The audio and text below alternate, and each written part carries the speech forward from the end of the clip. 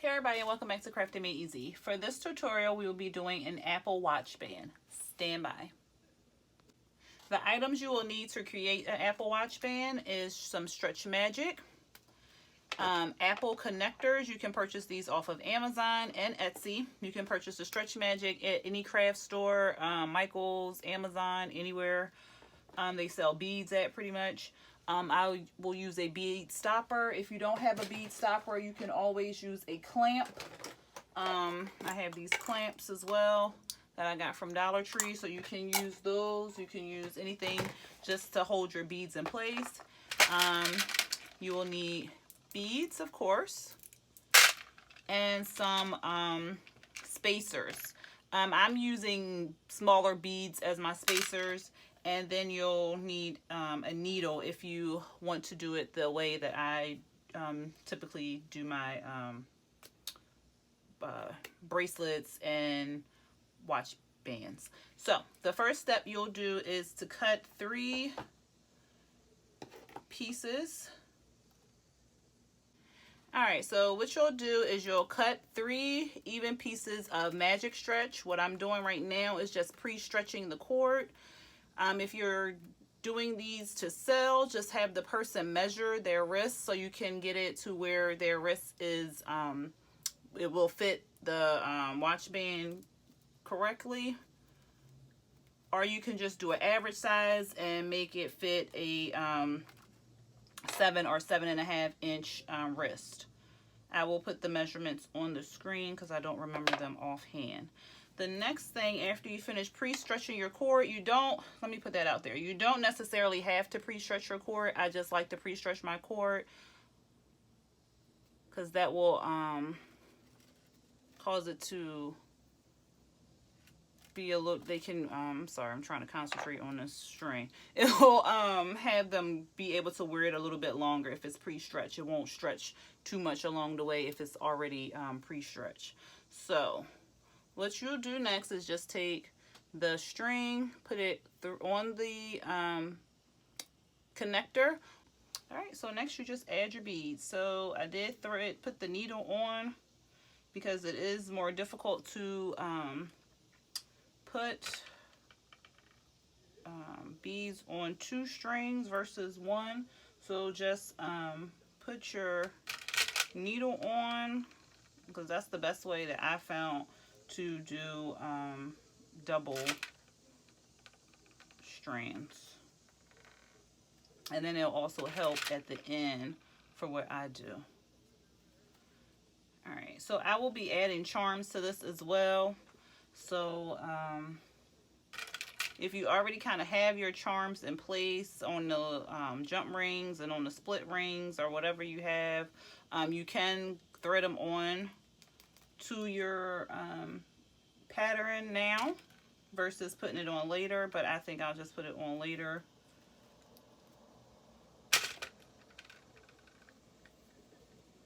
Sometimes your beads may not fit,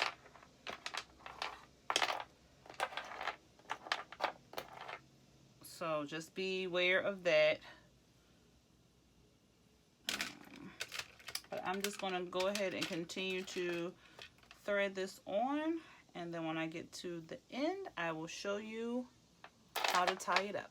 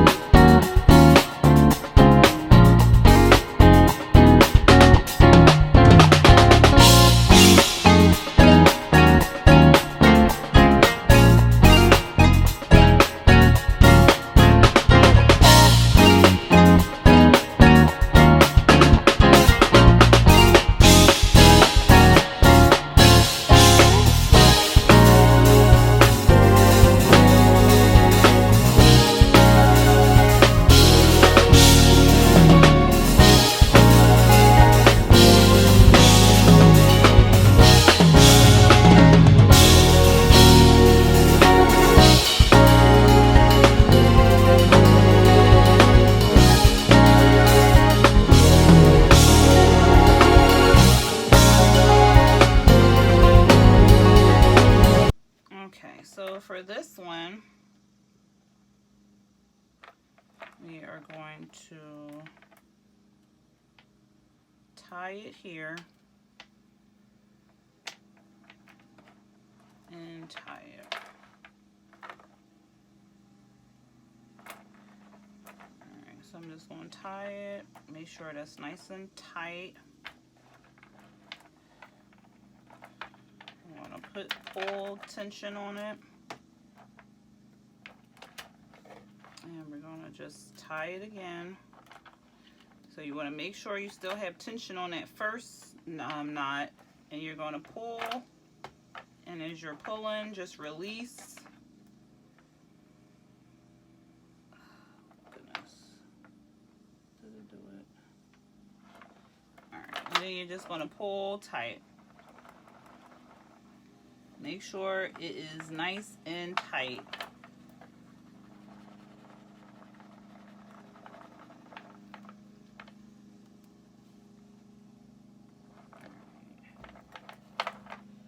And I'm going to make sure it's nice and tight before I do anything else. And then I'm going to put another knot in there. Make sure that is nice and tight.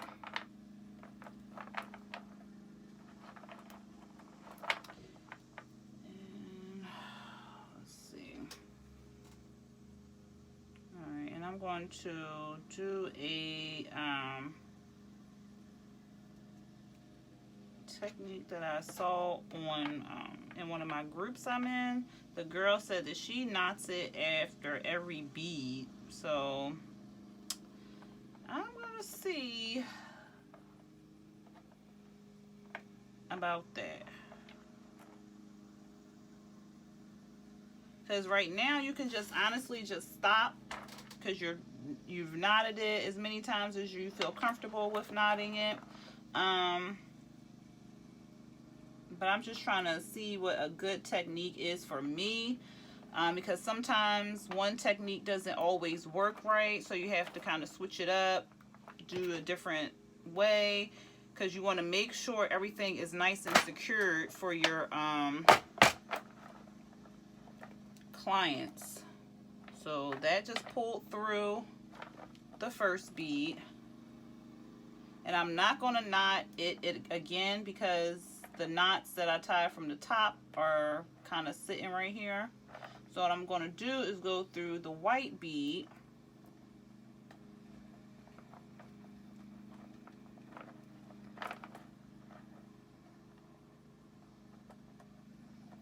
and again, you don't have to do this. I'm just kind of trying something out while I have y'all on camera and I'm recording. Oh goodness.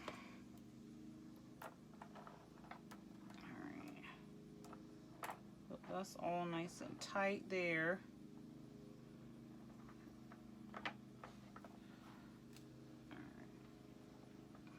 Make sure everything is still intact and tight. And then what I'm going to do is I'm going to put a knot here. I just took one strand and I'm just making a loop out of that one and using the other string to make a knot. I'm just going to tighten it. I'm going to do it again.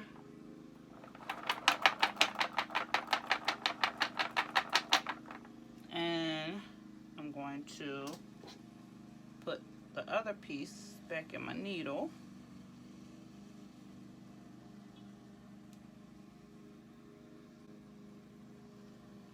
And I'm going to put it through the light one.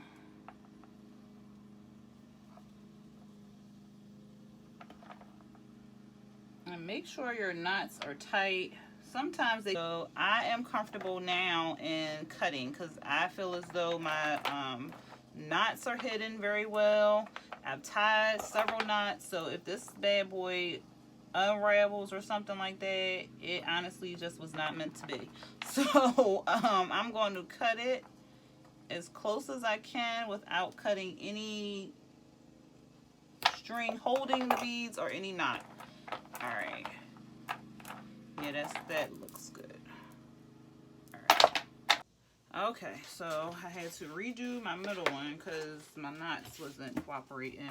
But it is all together. This is the band. So then the next step will be putting on the charms. If you're going to add charms, you don't have to add charms, but if you are going to add charms, this is when you would add them, okay? So, I already put my split ring on here. So you see the split ring, it has 2 rings combined into one, so therefore it's a split ring. They are kind of challenging to put on, especially when they're little, so that's why I did it off of screen. But you'll just use your, I have split nose pliers. So I think I done hit y'all so much the doggone thing done tilted. I'm sorry, y'all. You'll just use the split ring here.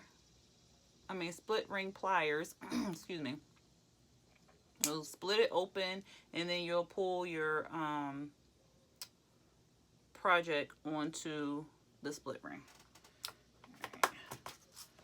Let me see if I can show you with a bigger one, because those are kind of small. These ones are, I believe these are 8 millimeters.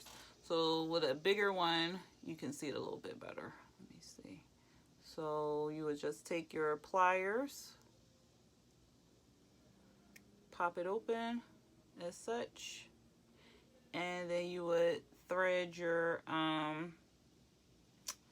don't know if you can see it. This doggone thing. There we go. So then you'll put your project on there and then you'll thread it through. So I like the pliers. It helps get your stuff on quicker. So these are heavy duty jump rings that I have the split ring on, or the charm on the split ring, so it can move a little freer. And you just kind of put your charms on wherever you want them to go. So I'm going to put 3 on. And you can put as many charms as you want or as little charms as you want. It's totally up to you. I like to keep it kind of simple on my bracelets and my charms, but whatever demographic or market you're in, or selling in, I should say, do what's best for you. Alright, so that's one charm.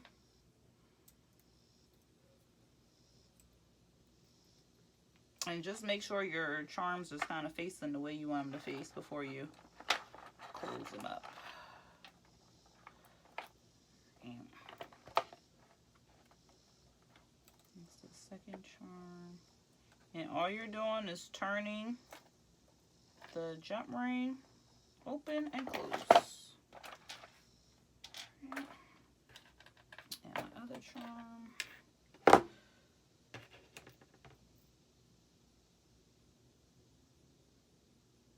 And to put your charms on faster, put your jump rings on, put your split rings, whatever ring you're using, on first before you apply, and just have them like to the side, pretty much waiting to be added to your project, because then they'll go a little bit faster. Alright, and I'm just gonna, like I said, keep 3 on there. And the jump ring helps your charm turn. If I would have just put the split ring onto the bracelet, I would really have to make sure it was facing the right way, or I would have to take it off, put it back on, stuff like that. But it helps it turn a little bit better. So that's why I'm using 2 rings. You can always just use one. Like I said, it's always up to you, preference. But this is the bracelet with my 3 charms on there. Let me see if I can get it in there. Oh, goodness. Okay.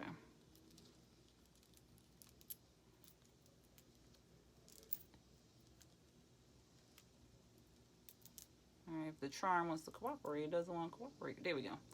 So that is the bracelet.